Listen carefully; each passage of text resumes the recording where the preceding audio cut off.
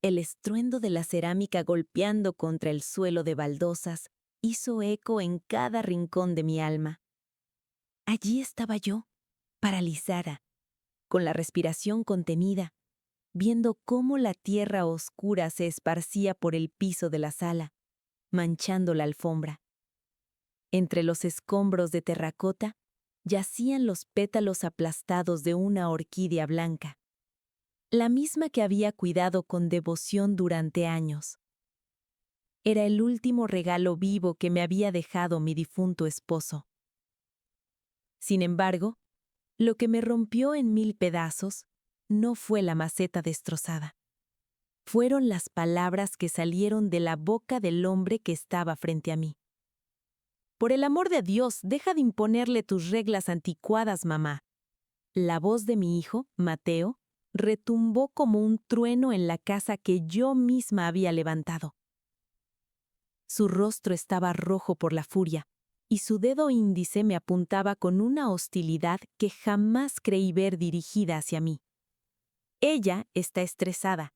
Esta es la casa de mi esposa ahora, y si no puedes adaptarte a cómo ella quiere hacer las cosas, la que tiene el problema eres tú. Me quedé de piedra. Mis manos temblaban, manchadas ligeramente con la harina de la masa que había estado preparando minutos antes en la cocina. Detrás de la ancha espalda de mi hijo, pude ver a Valeria, mi nuera. Estaba de pie, con los brazos cruzados, fingiendo una vulnerabilidad que no poseía.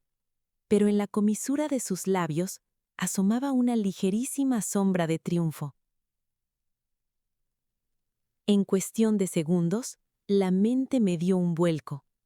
El niño al que le había enseñado a caminar, el joven al que había abrazado con lágrimas de orgullo el día de su graduación, estaba permitiendo que una extraña me pisoteara y me expulsara emocionalmente del único refugio que conocía en el mundo. En ese preciso instante de agonía y humillación, supe que para recuperar mi dignidad y mi derecho a existir en mi propia casa, tendría que tomar una decisión tan desgarradora que probablemente me costaría a mi hijo mayor para siempre. Pero antes de contarles cómo llegué a este punto sin retorno y cuál fue esa decisión que lo cambió absolutamente todo, déjenme preguntarles algo. ¿Alguna vez han sentido que se convierten en intrusos, o peor aún, en sirvientes silenciosos dentro de los muros que ustedes mismos construyeron con lágrimas y sudor? Si alguna vez han pasado por algo similar, y si ya están suscritos a nuestro canal, por favor déjenme saber en los comentarios desde qué rincón del mundo me escuchan. Me consuela saber que no estoy sola en esta clase de batallas invisibles. Mi nombre es Elena, tengo 68 años, y mis manos cuentan la historia de una vida de sacrificios. Soy pastelera artesanal, no de las que trabajan en grandes fábricas, sino de las que se levantan a las 3 de la mañana para que el olor a pan recién horneado, a vainilla y a canela, despierte al vecindario. Me quedé viuda cuando apenas tenía 30 años. Mi esposo, Carlos, era un hombre bueno, un trabajador incansable que perdió la vida en un trágico accidente en la fábrica donde operaba maquinaria pesada. De la noche a la mañana, me encontré sola en un mundo aterrador, con 2 niños pequeños aferrados a mi falda. Mateo, el mayor, y Diego, el menor. Mateo no me dejó grandes fortunas, pero me dejó esta casa a medio construir y un pequeño invernadero de cristal en el patio trasero, lleno de orquídeas. Él amaba esas flores. Decía que requerían paciencia, igual que el amor verdadero. Para sacar a mis hijos adelante, amasé mi dolor junto con la harina y la levadura. Horneé pasteles para cumpleaños, bodas y bautizos. Cada centavo ahorrado, cada noche sin dormir por el dolor en la espalda, se convirtió en un ladrillo más para esta casa. Fue mi santuario. Pagué los estudios de ambos. Diego, mi hijo menor, siempre fue un alma compasiva. Se mudó a otra ciudad para estudiar enfermería. Pero Mateo, mi primogénito, siempre tuvo una ambición desbordante. Cuando me entregó su título de arquitecto, lloré a mares. Creí, ingenuamente, que todas mis madrugadas horneando habían valido la pena. Creí que mi tarea estaba cumplida y que finalmente vendrían años de paz. Cuán equivocada estaba.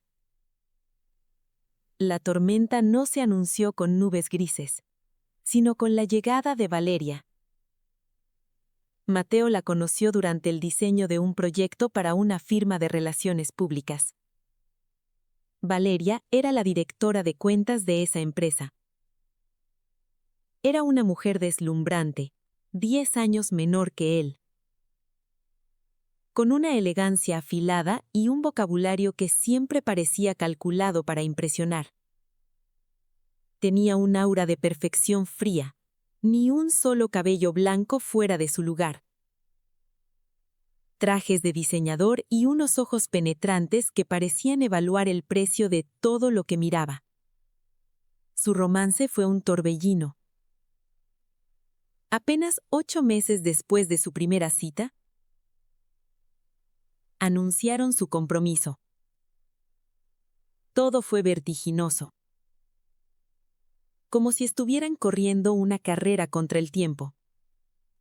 Una noche de domingo, mientras cenábamos en mi vieja pero cálida mesa de roble negro, Mateo dejó caer la noticia que marcaría el principio del fin. Mamá. Tomando la mano de Valeria sobre la mesa con un entusiasmo ciego. Valeria y yo hemos estado haciendo números. Los apartamentos en la zona que queremos están carísimos. Pero encontramos un terreno espectacular para construir la casa de nuestros sueños. Yo mismo haré el diseño. «Oh, eso es maravilloso, hijo», respondí sonriendo genuinamente, sintiendo un nudo de orgullo en la garganta. «Sí, pero hay un detalle», continúa Mateo rascándose la nuca, un gesto que hacía desde niño cuando estaba nervioso.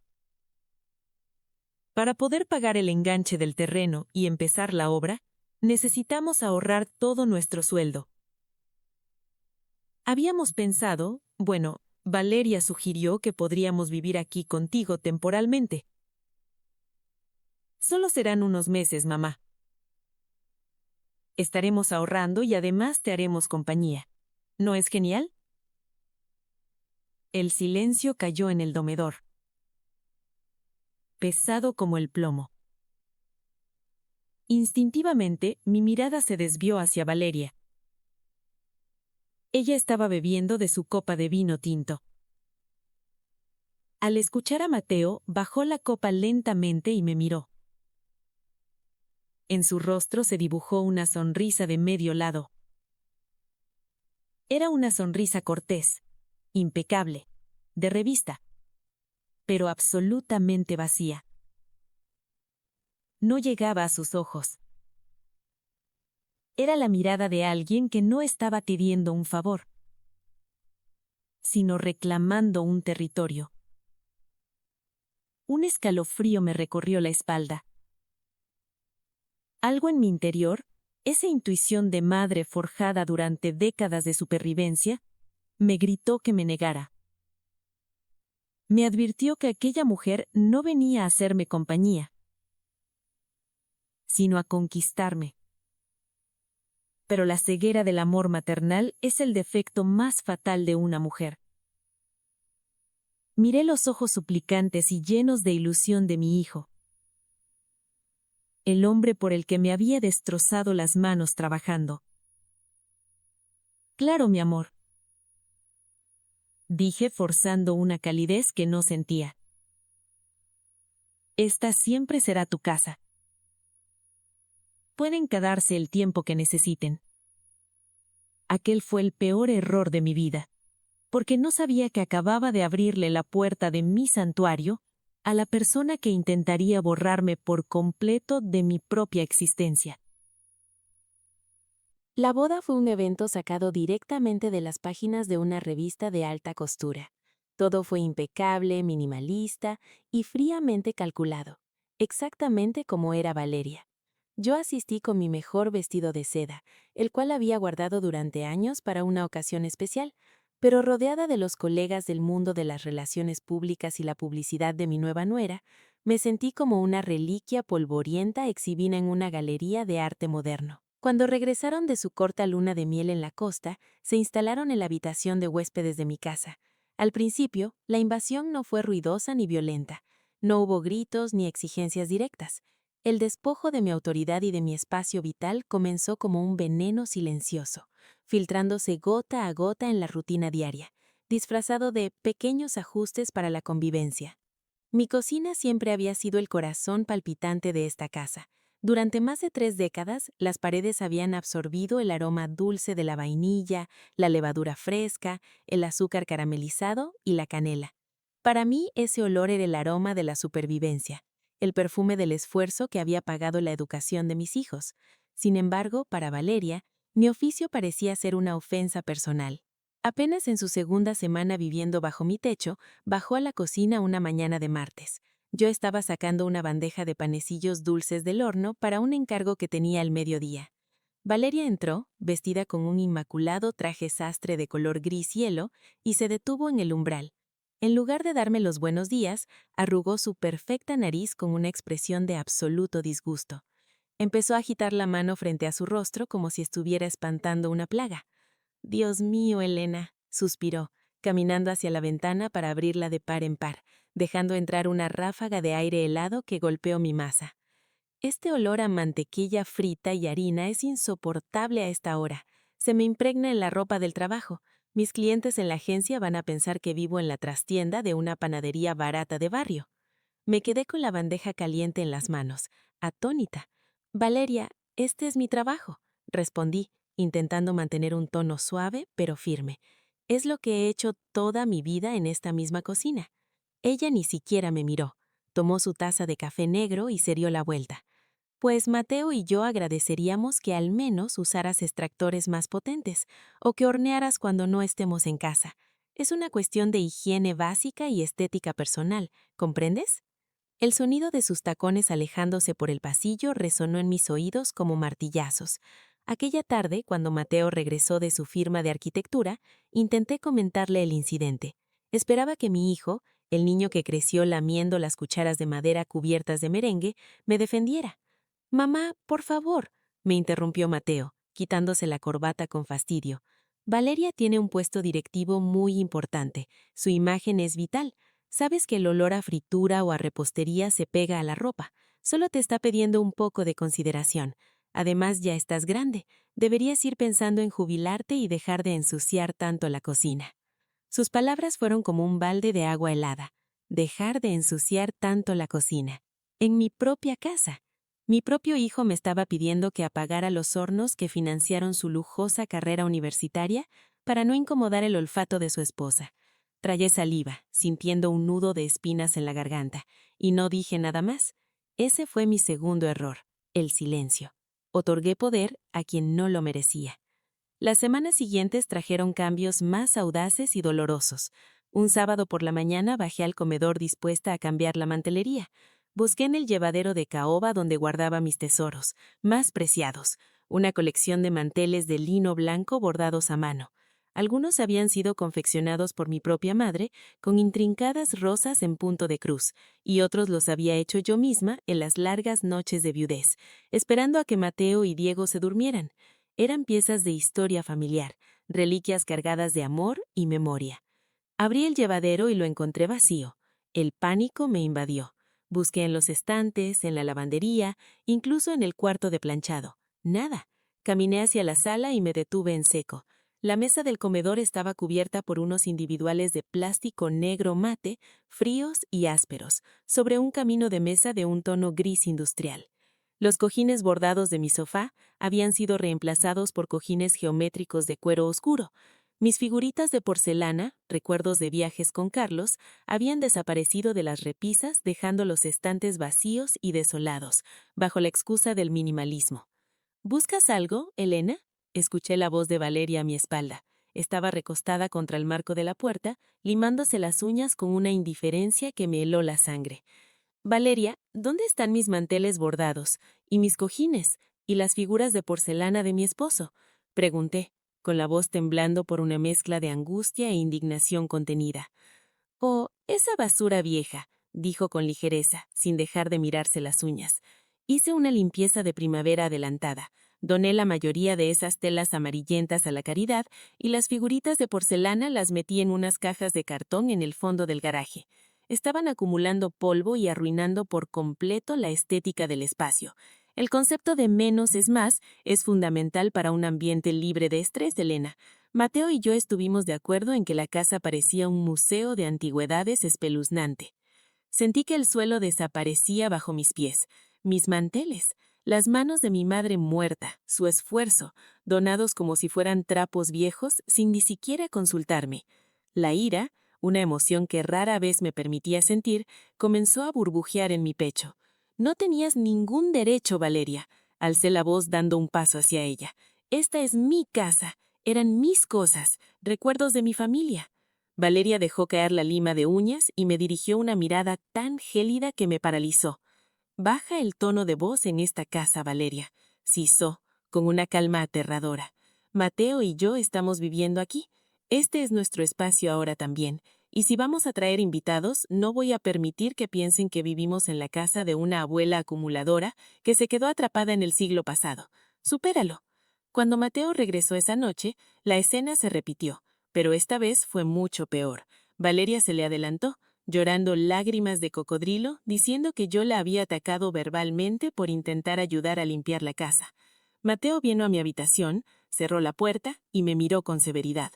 «Mamá, me decepcionas», me dijo, cruzándose de brazos. Valeria está trabajando 14 horas al día en la agencia, tratando de ahorrar para nuestra futura casa, y además saca tiempo para modernizar este lugar que se caía a pedazos por lo viejo. ¿Y tú le gritas por unos pedazos de tela vieja? Por Dios, madura. Ella solo quiere que vivamos en un ambiente de primer nivel. Deja de ser egoísta y territorial. No me reconoció. El hijo que yo crié, el niño que me abrazaba llorando cuando se raspaba las rodillas, me estaba llamando egoísta por llorar la pérdida de los recuerdos de su propia abuela. A partir de ese día, me convertí en un fantasma que caminaba de puntillas por los pasillos de mi propio hogar. El clímax de esta tortura psicológica, la humillación que me destrozó el alma, llegó un fin de semana como cualquier otro, 3 meses después de que se mudaran.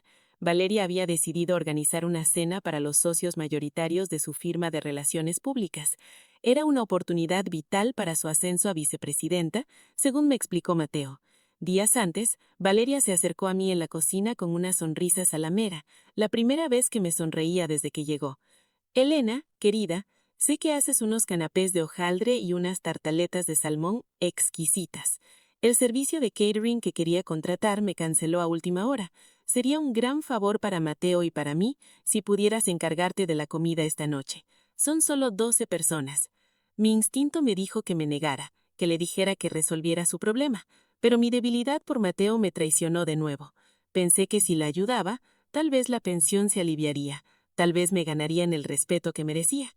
Así que pasé 12 horas seguidas de pie, horneando, picando, marinando y preparando un banquete digno de la realeza. A las 8 de la noche, la casa se llenó de personas vestidas con trajes elegantes, risas sofisticadas y el tintineo de copas de cristal caras. Yo me quedé en la cocina, con mi delantal puesto, asegurándome de que las bandejas salieran calientes. En un momento dado, Valeria entró a la cocina buscando más hielo. Me entregó una bandeja vacía sin mirarme. Asegúrate de que la próxima ronda de tartaletas no esté tan grasosa, y cuando la saques, no te quedes por ahí rondando. Solo déjalas en la mesa del buffet y vuelve aquí. No quiero que interrumpas nuestras conversaciones de negocios. Me quedé helada con la bandeja vacía en las manos. Me estaba tratando literalmente como una sirvienta contratada por horas.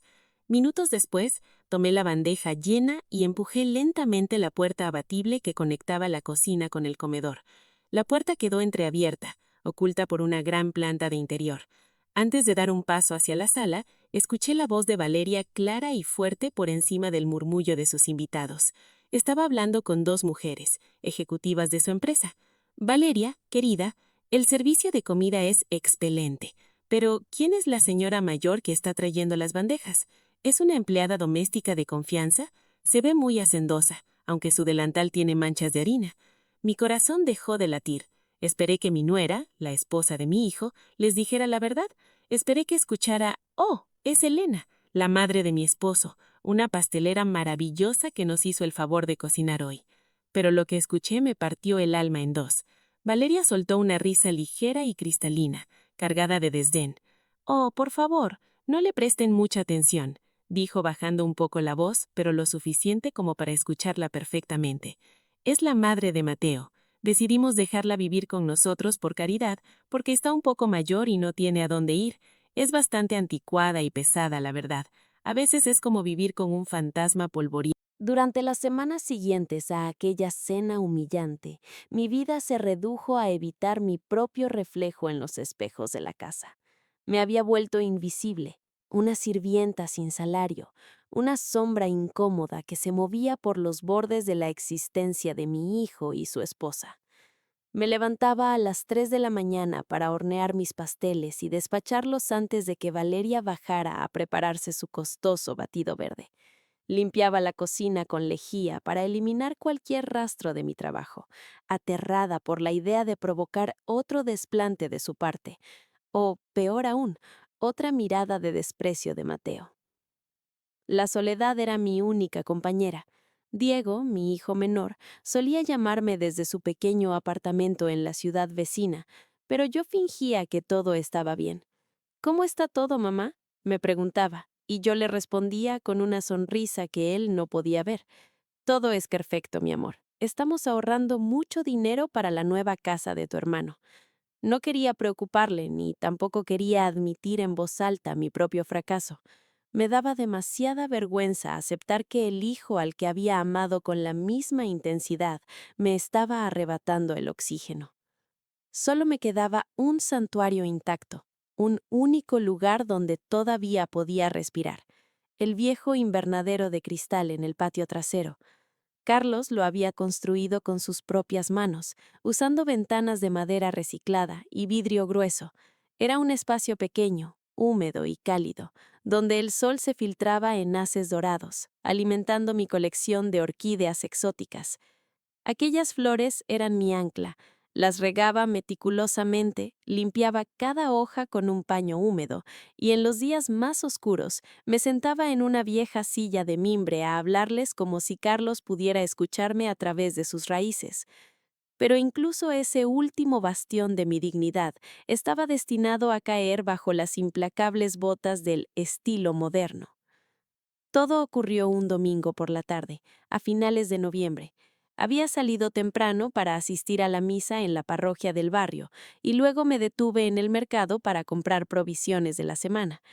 Regresé a casa alrededor de la 1, sintiéndome inusualmente tranquila.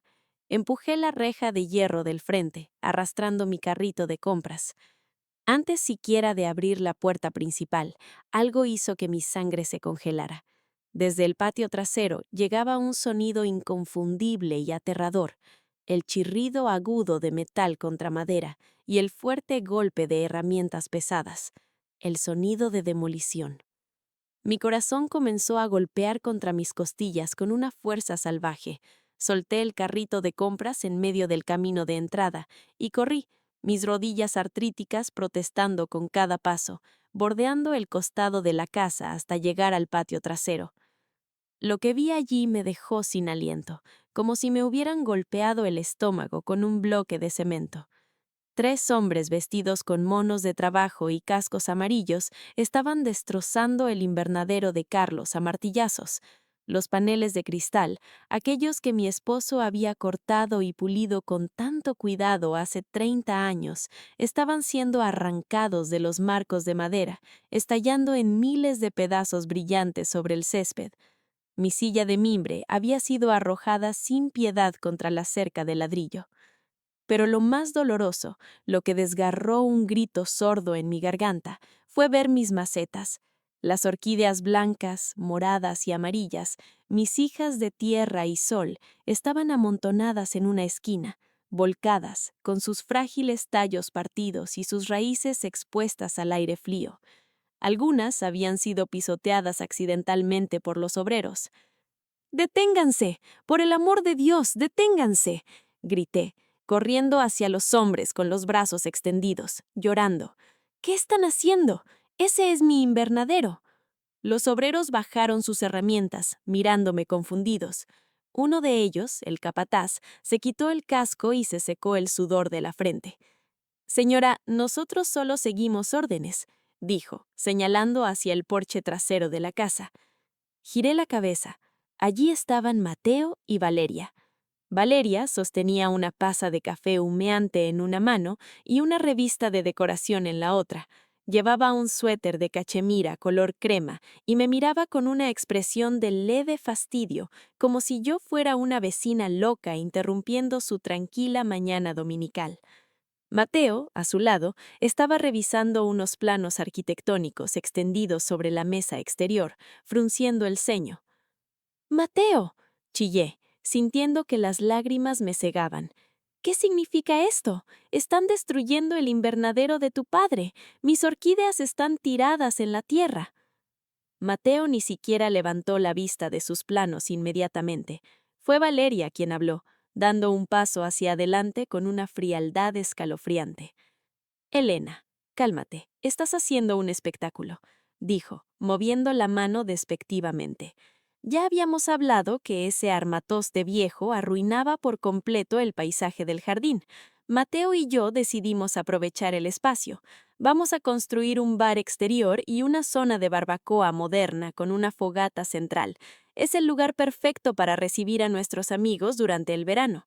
Ese cristal viejo era un peligro, además de espantoso. Caminé hacia ellos con pasos temblorosos. Me paré frente a Valeria, la respiración entrecortada. «¿Habíamos hablado?», repetí, con la voz cargada de una ira sorda, oscura y antigua. «Tú nunca me hablaste de esto. Tú no tienes ningún derecho. Ese invernadero era de Carlos. Él lo construyó. Cada cristal, cada clavo lo puso él con sus manos. Mis orquídeas llevan 20 años ahí. Tú no eres nadie para destruir mis memorias». Valeria rodó los ojos y soltó un bufón teatral. «Oh, por favor, Elena, no seas melodramática. Todo se trata de Carlos y del pasado contigo. Supera que tu marido murió hace años. Ese lugar parecía un mausoleo de mal gusto antes de que yo llegara. Las plantas viejas se pueden reemplazar. Ese espacio ahora tiene un propósito útil. No podemos sacrificar nuestra vida social por tu sentimentalismo barato». En ese momento, algo dentro de mí se rompió por completo. La sumisión, el miedo a perder a mi hijo, la prudencia que me había mantenido en silencio durante meses, todo desapareció. Levanté la mano, temblando de rabia, dispuesta a abofetear a la mujer que había profanado la memoria de mi marido. Pero antes de que pudiera hacerlo, una mano fuerte, pesada y furiosa agarró mi muñeca en el aire, deteniéndome en seco. Me giré, sorprendida. Era Mateo. Sus ojos, los mismos ojos que había heredado de Carlos, estaban inyectados en sangre y me miraban con una furia irracional. Apretó mi muñeca con una fuerza que me hizo soltar un gemido de dolor. El capataz y los obreros se quedaron inmóviles, observando la escena con evidente incomodidad. «Suéltame, Mateo, me estás lastimando», sollocé, intentando liberar mi brazo de su agarre de hierro. «Por el amor de Dios, deja de imponerle tus reglas anticuadas, mamá». La voz de mi hijo retumbó como un trueno, empujando mi brazo hacia abajo. Tomó una de las macetas de cerámica que había quedado intacta cerca del porche, una orquídea blanca florecida, y con un movimiento ciego de ira, la estrelló contra el suelo frente a mis pies. ¡Cras! El estruendo de la cerámica golpeando contra el suelo de baldosas hizo eco en cada rincón de mi alma. Allí estaba yo, paralizada, viendo cómo la tierra oscura se esparcía, manchando mis zapatos. Mateo se paró frente a mí, escudando a Valeria con su cuerpo, y me apuntó con el dedo índice, su rostro rojo de furia. Ella está estresada, mamá. Trabaja 14 horas al día para que podamos tener un futuro. Esta es la casa de mi esposa ahora, y si no puedes adaptarte a cómo ella quiere hacer las cosas, la que tiene el problema eres tú. Tú eres la que se niega a avanzar. Las palabras me golpearon el pecho, dejándome sin aire. Me tambaleé hacia atrás, mis ojos buscando desesperadamente en su rostro algún rastro del niño que había dado sus primeros pasos en este mismo jardín. No había nada, solo vi a un extraño, un hombre cruel, moldeado por la vanidad de la mujer que estaba a su lado, un hombre que estaba dispuesto a destruirme para mantener feliz a la esposa que lo había seducido con su perfección vacía. «Continúen con la demolición», le gritó Mateo al capataz, dándome la espalda.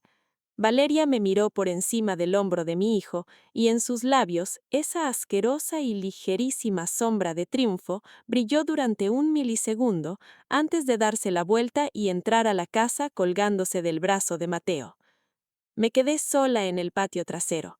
Los obreros, visiblemente avergonzados, reanudaron su trabajo en silencio, apartando la vista. Caí de rodillas sobre la tierra húmeda, rodeada de macetas rotas, raíces expuestas y cristales destrozados. Recogí la orquídea blanca que Mateo había aplastado. Acaricié los pétalos rotos con mis dedos sucios de tierra, sintiendo que mi propio corazón acababa de ser arrancado del pecho y arrojado a la basura. No grité, no maldije, ni siquiera lloré en ese instante. El dolor era tan inmenso, tan absoluto, que me había vaciado por dentro. Me levanté lentamente, sacudí la tierra de mis rodillas y entré a la casa por la puerta trasera, ignorando las voces de Mateo y Valeria que provenían de la sala. La mañana siguiente amaneció gris y pesada, con el cielo cargado de nubes oscuras que amenazaban tormenta. El aire dentro de la casa estaba denso, impregnado de la tensión no resuelta de la tarde anterior. Me levanté antes de que el sol despuntara, como lo había hecho durante décadas, pero esta vez no encendí los hornos, no preparé la masa, no saqué la mantequilla a temperatura ambiente. En lugar de eso, me senté en la penumbra de la sala de estar, envuelta en mi chal más grueso, escuchando los sonidos de Mateo y Valeria preparándose para ir a trabajar. Escuché el zumbido de la costosa máquina de café express que Valeria había instalado en mi encimera, desplazando mi vieja batidora de pedestal. Escuché el sonido seco de los tacones de Valeria golpeando el suelo de madera, y la voz profunda de Mateo murmurando algo sobre una reunión con clientes importantes al mediodía. Ninguno de los dos subió a mi habitación para ver si estaba viva, si había desayunado o si seguía llorando por el invernadero destrozado. Para ellos, el berrinche de la vieja histérica había terminado, y la vida continuaba su curso normal en su casa de cristal y acero. Alrededor de las 8 de la mañana, la puerta principal se cerró de golpe. El motor del coche de Mateo rugió en el camino de entrada y finalmente el silencio se apoderó de las paredes. Ese silencio fue mi señal. Me levanté del sillón con una rigidez que no provenía de la artritis, sino de una determinación gélida que se había asentado en mis huesos durante la noche. Caminé hacia el teléfono fijo que aún colgaba en la pared de la cocina. Levanté el auricular y marqué un número que había buscado en el directorio amarillo la noche anterior a la luz de una pequeña lámpara de lectura. ¿Servicios de cerrajería El Candado Seguro? Buenos días, dijo una voz ronca al otro lado de la línea. Buenos días, respondí, mi voz sonando extrañamente firme, desprovista de cualquier temblor. Necesito que vengan a mi casa de inmediato. Quiero cambiar absolutamente todas las cerraduras. La puerta principal, la puerta trasera del patio, la entrada del garaje e incluso el candado del portón de hierro. Es urgente. Pago en efectivo. 1 hora y media después, una furgoneta blanca se detuvo frente a mi casa.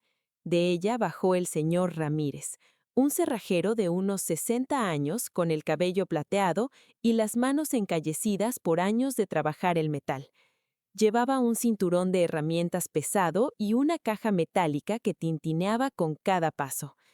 Mientras el señor Ramírez desmontaba la cerradura principal de la puerta de roble macizo, me quedé en el vestíbulo observándolo trabajar con fascinación. Cada giro de su destornillador, cada tornillo viejo que caía al suelo, se sentía como si estuviera aflojando las cadenas invisibles que me habían asfixiado durante los últimos 9 meses.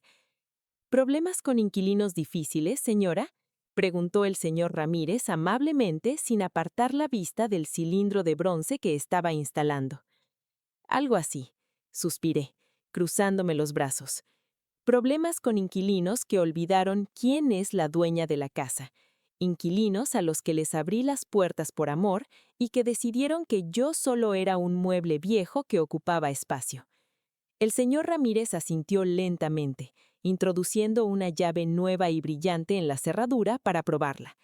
El mecanismo giró con un sonido seco, firme y definitivo. Clic. «¿Sabe, señora?», dijo, secando la llave y mirándome con ojos comprensivos. «En mis 30 años de oficio he visto esto innumerables veces. Los jóvenes de hoy a veces piensan que la generosidad es debilidad. Creen que porque tenemos canas y caminamos más lento, nuestra voluntad también se ha oxidado. Hace bien en marcar la línea. Una casa es el reino de quien la sudó, y si los invitados no respetan al rey, se quedan bajo la lluvia». Sus palabras fueron un bálsamo inesperado. Me dio la razón que mi propio hijo me había negado. Al mediodía, el trabajo estaba terminado. 5 cerraduras nuevas. El señor Ramírez me entregó un llavero con 5 llaves doradas que brillaban bajo la luz opaca del pasillo. Pagué la tarifa acordada, más una propina generosa. Cuando cerré la puerta principal detrás de él y escuché el chasquido del cerrojo encajando perfectamente en su lugar, sentí una oleada de poder y control que me mareó. Por primera vez en casi un año, podía respirar profundamente sin temor a ser reprendida. A primera hora de la tarde, llamé a Diego. Mi hijo menor trabajaba en el turno de noche del hospital, así que sabía que lo despertaría, pero necesitaba escuchar su voz. Le conté todo, desde el desprecio por mis manteles, la humillación en la cena, hasta el invernadero destrozado a martillazos el día anterior. Y finalmente, le confesé lo que acababa de hacer con las cerraduras. Hubo un largo silencio en la línea, interrumpido solo por la respiración pesada de Diego. «Mamá», dijo finalmente, su voz temblando por la emoción, «siento tanto, tanto que hayas tenido que pasar por este infierno sola. Sabía que Mateo estaba obsesionado con impresionar a Valeria, pero esto cruza cualquier límite de la decencia humana. Destruir el invernadero de papá, eso es imperdonable. Has hecho lo correcto, mamá. Tienes todo mi apoyo. No voy a dejar que te intimiden. Si Mateo llama quejándose, le voy a decir un par de verdades. Mantente firme. Es tu casa». Colgué el teléfono sintiéndome blindada. Mi hijo menor aún reconocía a su madre. Todavía me quedaba familia. El resto de la tarde lo pasé recuperando mi territorio. Entré al garaje, abrí las cajas de cartón polvorientas donde Valeria había exiliado mis figuras de porcelana y las volví a colocar meticulosamente en los estantes de la sala, justo donde Carlos y yo las habíamos puesto décadas atrás.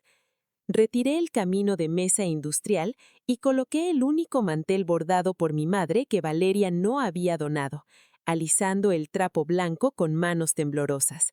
Fui a la cocina, encendí los hornos a máxima temperatura y preparé una bandeja enorme de panecillos de canela. Dejé que el aroma dulce y espeso llenara cada rincón, saturando el aire, borrando el olor antiséptico a lavanda química que Valeria rociaba obsesivamente.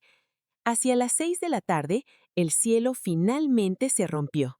Una tormenta de finales de otoño comenzó a descargar una lluvia torrencial, cálida y cortante, con ráfagas de viento que hacían crujir las ventanas. A las 6:30, Vi las luces del coche de Mateo iluminar el camino de entrada a través de las cortinas del comedor. Mi corazón se aceleró, latiendo como un tambor frenético en mi pecho. Me senté en mi viejo sillón, el que Valeria odiaba por su tapizado floral, coloqué mis manos sobre el regazo y esperé. Sabía que la luz del salón era visible desde el exterior. Sabía que podían oler el canelo desde el porche. Escuché pasos apresurados corriendo bajo la lluvia para resguardarse bajo el techo de la entrada. Luego el sonido familiar, el roce del metal intentando penetrar la cerradura principal. Un intento, dos intentos, y el sonido de la llave atascándose, chocando contra los nuevos pernos internos. «Maldita sea, la llave no entra», escuché la voz de Mateo ahogada por el ruido de la lluvia y el viento. «Déjame intentar a mí, Mateo, siempre lo haces mal», replicó Valeria con su habitual tono de superioridad irritada. «La cerradura está trabada. Llama al timbre», ordenó ella. El timbre sonó. 1, 2, 3 veces. El sonido estridente perforaba el silencio de mi casa. Yo no me moví. Me quedé sentada, con la espalda recta mirando fijamente la puerta de madera. «La cerradura no está descompuesta, Mateo», dije, mi voz resonando con una calma helada y una autoridad que no usaba desde que ellos eran niños y se portaban mal. El silencio que siguió en el exterior fue absoluto, roto únicamente por el tamboreleo incesante de la lluvia contra el porche. Luego la voz de Valeria atravesó la puerta, aguda y cargada de una indignación incrédula.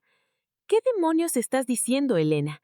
¿Es una especie de broma enferma por lo del invernadero viejo ayer? Abre esta puerta inmediatamente. Tengo unos zapatos de gamuza italiana que se van a arruinar con este clima». Cerré los ojos por un segundo, sintiendo una furia purificadora arder en mis venas. La audacidad de esa mujer. Sus zapatos italianos le importaban más que el hecho de que acababa de destrozar los recuerdos de toda mi vida. «No es broma, Valeria», respondí, manteniendo el tono firme sin dejar que la emoción me traicionara. «Y para que te quede absolutamente claro, a partir de este momento ustedes ya no viven aquí. Esta es mi casa. Los invitados que destruyen el hogar que les da cobijo, que insultan a la anfitriona a sus espaldas y que pisotean los recuerdos de mi familia, no son bienvenidos bajo este techo. Están oficialmente desalojados».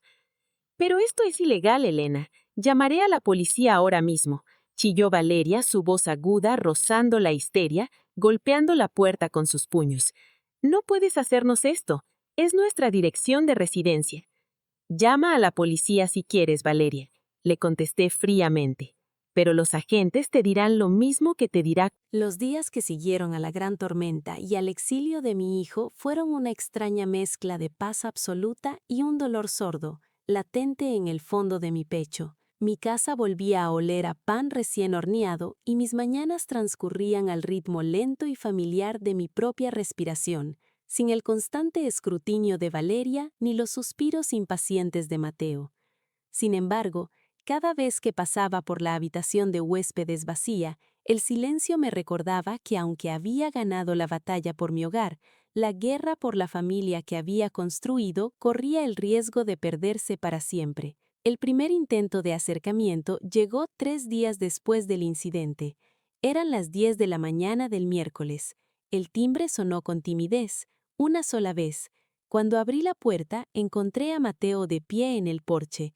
Mi corazón dio un vuelco. Se veía demacrado. Llevaba el mismo traje oscuro que había usado el día que lo eché, pero ahora estaba arrugado, y una sombra de barba descuidada oscurecía su mandíbula. Tenía ojeras profundas, como si no hubiera pegado ojo en noches. «Hola, mamá», dijo con la voz áspera y la mirada clavada en la punta de sus zapatos. «Pasa», respondí, haciéndome a un lado y manteniéndome erguida, con la mano firme en el pomo de la puerta. Entró vacilante, como un intruso en la casa donde había dado sus primeros pasos.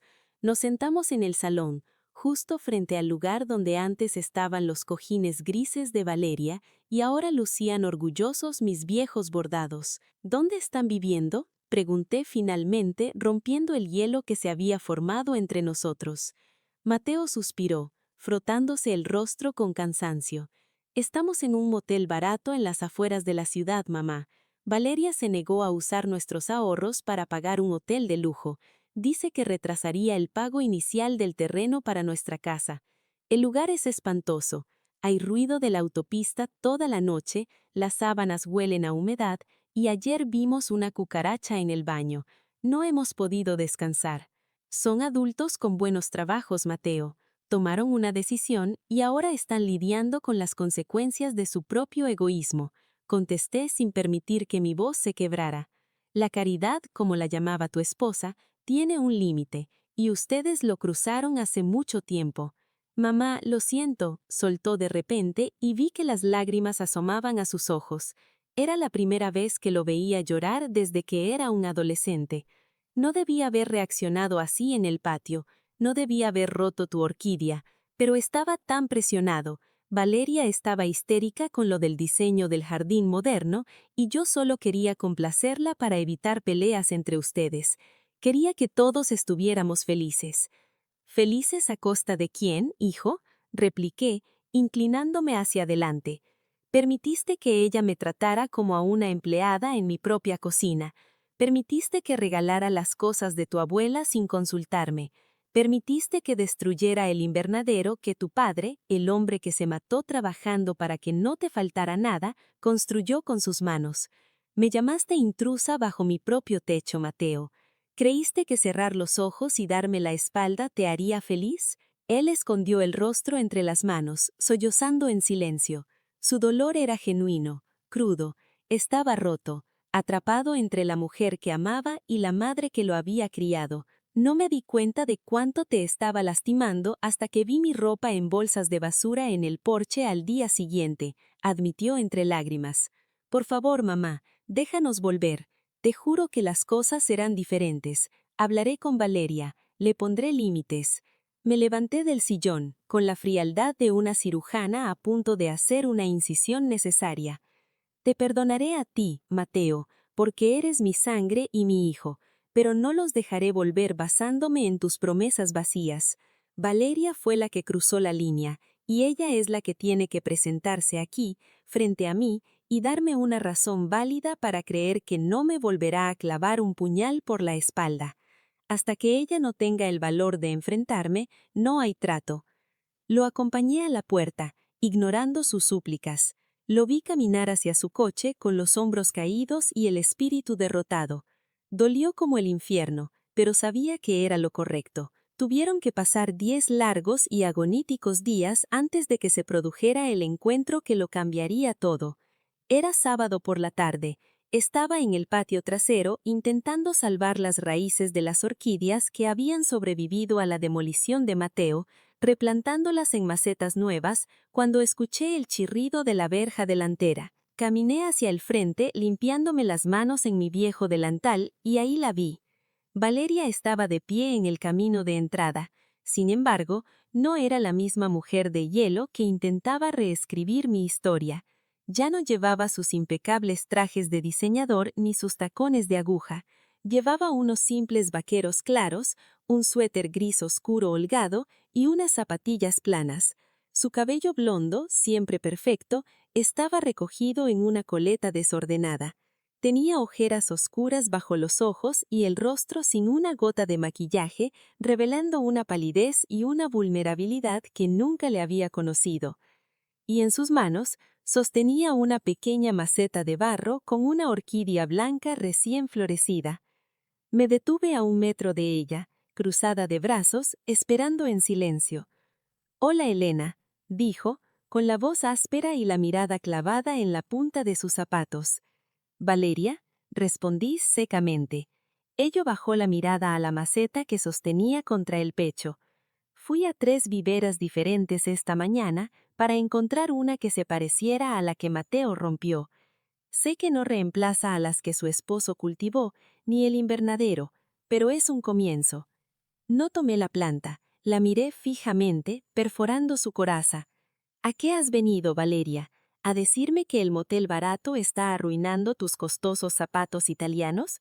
o a intentar manipularme de nuevo porque Mateo se está volviendo loco durmiendo sobre sábanas con humedad? Sus ojos se llenaron de lágrimas inmediatamente. No, Elena, susurró, negando con la cabeza. He venido a pedirle perdón, y sé que probablemente es demasiado tarde, pero necesito que me escuche. Solo 15 minutos, por favor. Evalué la situación durante segundos interminables. Parte de mí quería darle la espalda y dejarla ahí, bajo el sol frío de otoño, para que sintiera el peso del exilio, pero otra parte, la parte materna y compasiva que me impulsó a hornear toda mi vida, reconoció un dolor muy real en sus ojos. Asentí levemente y me hice a un lado, señalando la puerta de entrada. 15 minutos en la sala. Entra. Entró vacilante, como un intruso en la casa donde había dado sus primeros pasos. Nos sentamos en el salón, justo frente al lugar donde antes estaban los cojines grises de Valeria y ahora lucían orgullosos mis viejos bordados. ¿Dónde están viviendo?, pregunté finalmente, rompiendo el hielo que se había formado entre nosotros. Mateo suspiró, frotándose el rostro con cansancio. Estamos en un motel barato en las afueras de la ciudad, mamá. Valeria se negó a usar nuestros ahorros para pagar un hotel de lujo. Dice que retrasaría el pago inicial del terreno para nuestra casa. El lugar es espantoso. Hay ruido de la autopista toda la noche, las sábanas huelen a humedad, y ayer vimos una cucaracha en el baño. No hemos podido descansar. Son adultos con buenos trabajos, Mateo. Tomaron una decisión y ahora están lidiando con las consecuencias de su propio egoísmo, contesté sin permitir que mi voz se quebrara. La caridad, como la llamaba tu esposa, tiene un límite, y ustedes lo cruzaron hace mucho tiempo. Mamá, lo siento, soltó de repente y vi que las lágrimas asomaban a sus ojos. Era la primera vez que lo veía llorar desde que era un adolescente. No debía haber reaccionado así en el patio, no debía haber roto tu orquídea, pero estaba tan presionado. Valeria estaba histérica con lo del diseño del jardín moderno y yo solo quería complacerla para evitar peleas entre ustedes. Quería que todos estuviéramos felices. ¿Felices a costa de quién, hijo?, repliqué, inclinándome hacia adelante. Permitiste que ella me tratara como a una empleada en mi propia cocina. Permitiste que regalara las cosas de tu abuela sin consultarme. Permitiste que destruyera el invernadero que tu padre, el hombre que se mató trabajando para que no te faltara nada, construyó con sus manos. Me llamaste intrusa bajo mi propio techo, Mateo. ¿Creíste que cerrar los ojos y darme la espalda te haría feliz? Él escondió el rostro entre las manos, sollozando en silencio. Su dolor era genuino, crudo, estaba roto, atrapado entre la mujer que amaba y la madre que lo había criado. No me di cuenta de cuánto te estaba lastimando hasta que vi mi ropa en bolsas de basura en el porche al día siguiente, admitió entre lágrimas. Por favor, mamá, déjanos volver. Te juro que las cosas serán diferentes. Hablaré con Valeria, le pondré límites. Me levanté del sillón, con la frialdad de una cirujana a punto de hacer una incisión necesaria. Me perdonaré a ti, Mateo, porque eres mi sangre y mi hijo, pero no los dejaré volver basándome en tus promesas vacías. Valeria fue la que cruzó la línea, y ella es la que tiene que presentarse aquí, frente a mí, y darme una razón válida para creer que no me volverá a clavar un puñal por la espalda. Hasta que ella no tenga el valor de enfrentarme, no hay trato.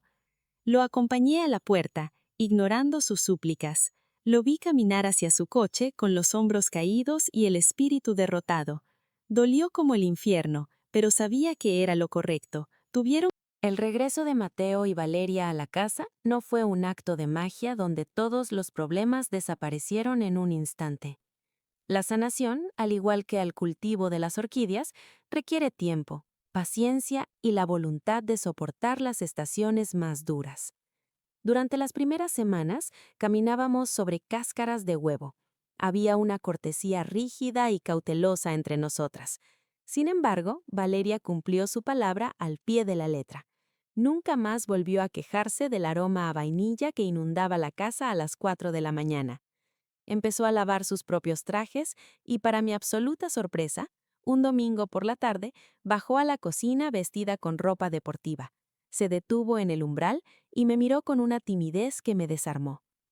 «Elena», dijo suavemente, señalando el enorme tazón donde yo estaba mezclando masa para pan. ¿Cree que podría enseñarme a hacer eso?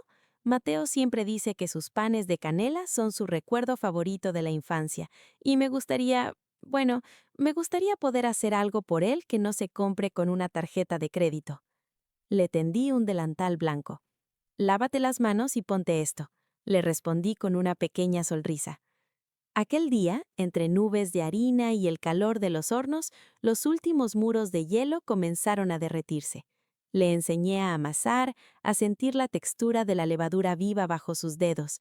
Mientras golpeábamos la masa contra la mesa de granito, Valeria me habló más sobre su infancia, sobre el frío de una casa vacía y el eco de la ausencia de su madre. Y yo le hablé de Carlos, del dolor de la viudez y del miedo paralizante a fallarle a mis hijos. Ambas, a nuestra manera, estábamos amasando nuestros propios dolores, transformándolos en algo que pudiera nutrir a los que amábamos. 6 meses después de la noche de las cerraduras, el destino nos regaló el milagro que sellaría nuestra reconciliación definitiva. Estábamos cenando los tres cuando Valeria, con las manos temblando de emoción y los ojos brillantes, empujó una pequeña caja envuelta hacia Mateo. Al abrirla, mi hijo sacó un par de patucos de lana blanca y una prueba de embarazo positiva. Mateo rompió a llorar de alegría, abrazándola por encima de la mesa. Yo me llevé las manos al rostro, sintiendo que el corazón me estallaba de gratitud. Un nieto, una nueva vida venía en camino para llenar esta casa de risas infantiles. Pero el embarazo desenterró los terrores más profundos de Valeria. Las náuseas matutinas la dejaron exhausta y vulnerable. En esos días oscuros, cuando no podía ni siquiera levantarse para ir a su lujosa agencia, yo me convertí en su sombra protectora. Le preparaba caldos suaves, le acariciaba el cabello empapado de sudor y me sentaba al borde de su cama a leerle libros en voz alta hasta que se quedaba dormida. Una tarde, mientras le daba a beber té de jengibre, me agarró la mano con una fuerza desesperada. «Tengo tanto miedo, Elena», susurró, con lágrimas rodando por sus mejillas pálidas. «¿Y si soy como mi madre? ¿Y si no sé cómo amar a este bebé? No tengo ni idea de cómo ser una madre».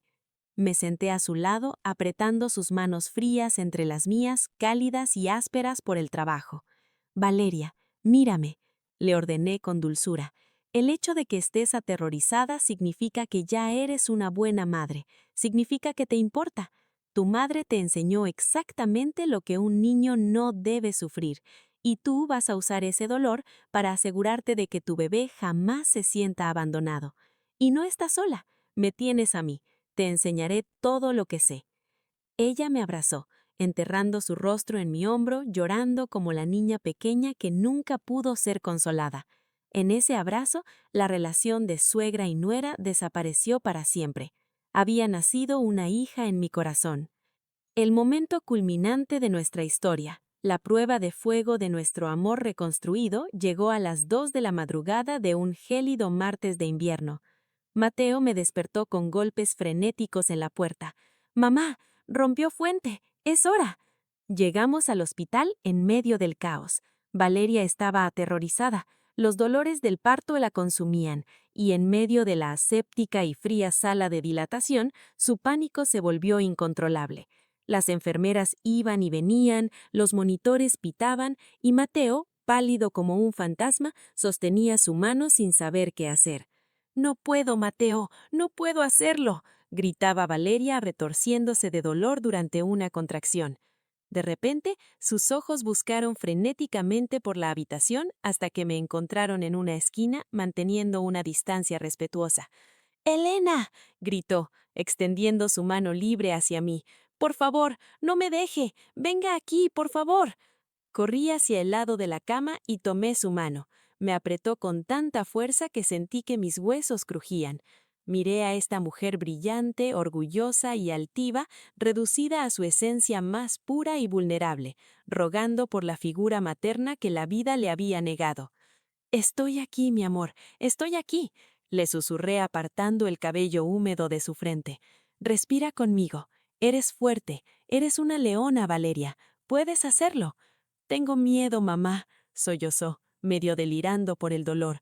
Me llamó mamá. El mundo se detuvo por un instante. Mis ojos se llenaron de lágrimas, pero mi voz se mantuvo firme como el acero. Concéntrate en mi voz, hija. Vas a traer a nuestra pequeña al mundo, le dije quizando su frente empapada de sudor.